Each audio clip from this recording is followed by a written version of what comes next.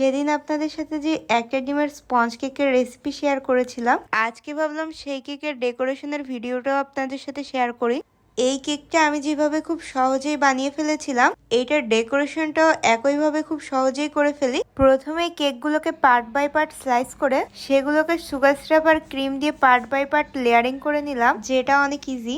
আমি আমার কেকের লেয়ারগুলোতে খুবই কম ক্রিম ইউজ করি, একদম যতটুকু ক্রিম না দিলেই নয় ঠিক ততটুকু ক্রিম আমি ইউজ করি।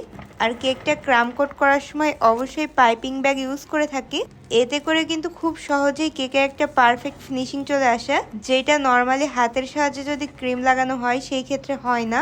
আপনারা যারা একদম নতুন নতুন কেক ডেকোরেশন করতেছেন, অবশ্যই কেকে ক্রিম ইউজ করার সময় পাইপিং ব্যাগটা ইউজ করবেন। এবার আসি আমার সব থেকে ফাঁকিবাজি কেকের ডেকোরেশন নিয়ে। হোয়াইট চকলেটকে শুধু গ্রেট করে আমরা কেকের উপরে দিব। কেকের এই ডিজাইনটা করতে যেমন অল্প টাইম লাগে, তেমন কেকটা কিন্তু দেখতেও অনেক বেশি সুন্দর লাগে। পাশাপাশি গরমের টাইমে আপনার যদি কেকের ক্রিম গলেও যায়, এই ডিজাইনটা করলে কিন্তু একদমই বোঝা যায় না। পাশাপাশি এটা করতে ক্রিমও কম লাগে। আমি এখানে সম্পূর্ণ কেকটাই কিন্তু গ্রেটেড চকলেট দিয়ে কোট করে নিচ্ছি। এই কাজটা যত ধীর গতিতে করা যাবে কেকের ডিজাইনটা তত পারফেক্ট হবে। যেহেতু এই কেকটা আমরা নিজেরাই বাসায় খাবো, এই কারণে আমি অতটাও মেহনত করিনি। এখন আসি আরো একটা ইন্টারেস্টিং পার্টে। কেকটাকে এখন আমি আমার বাগানের স্ট্রবেরি দিয়ে সাজাবো। এই সাদা কালারের সাথে রেড কালারের কম্বিনেশন কিন্তু অনেক বেশি ভালো লাগে।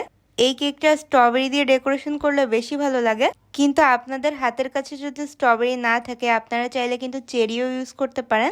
আমি অফ সিজনে কিন্তু চেরি দিয়ে ডেকোরেশন করে থাকি, কিন্তু যদি বাড়িতে আমার স্ট্রবেরি থাকে তাহলে এমন হোয়াইট কালারের ডেকোরেশনের ক্ষেত্রে আমি অবশ্যই স্ট্রবেরিটা ইউজ করে থাকি। এতে করে খুবই ফাঁকিবাজি ওয়েতে একটা পারফেক্ট কেক ডেকোরেশন করে ফেলা যায়, তাও একদম খুবই অল্প টাইমে। কেকটা নিজে বানালাম, আবার নিজ হাতে কেটেই সবাইকে খেতে দিলাম। এখন আসি কেকের পাউন্ডের ব্যাপারে। আপনারা অনেকেই আমার কাছে কমেন্টে এর আগের ভিডিওতে জিজ্ঞাসা করেছিলেন একটা ডিমের হিসাবে কেক বানালে কয় পাউন্ড কেক হয়। এখানে আসলে এক একজনের হিসাব এক এক রকমের।